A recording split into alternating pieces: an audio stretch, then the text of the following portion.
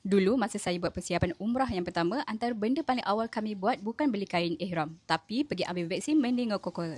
Sebab masa tu doktor explain vaksin ini bukan sekadar syarat wajib, tapi perlindungan penting daripada bakteria Neisseria meningitidis. Bakteria ini boleh serang lapisan otak dan saraf tunjang, dan bila dah masuk ke dalam darah kita boleh jadi septisemia yang sangat berbahaya. Yang menakutkan, jangkitan ini boleh jadi parah dalam masa beberapa jam je. Ada kes sampai sawan, koma, malah boleh membawa maut.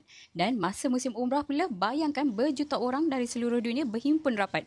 Risiko penyebaran bakteria ini memang tinggi. Vaksin meningokokal ini bantu tubuh kita hasilkan antibodi supaya kalau terdedah pada bakteria tu, badan kita dah bersedia lawan. Biasanya vaksin ini bertahan 3 tahun. Jadi kalau pernah ambil dulu, semak balik tarikh sebelum korang berangkat. Bagi saya, persiapan umrah bukan cuma tentang pakaian dan doa, tapi juga tentang kesihatan. Cegah dulu, baru tenang beribadah. Dan sebelum ke umrah, pastikan dapatkan nasihat dan konsultasi daripada doktor. Sebab setiap orang ada keadaan kesihatan yang berbeza. Biar perjalanan kita nanti bukan saja penuh berkat, tapi juga penuh kesiapsiagaan. Bye!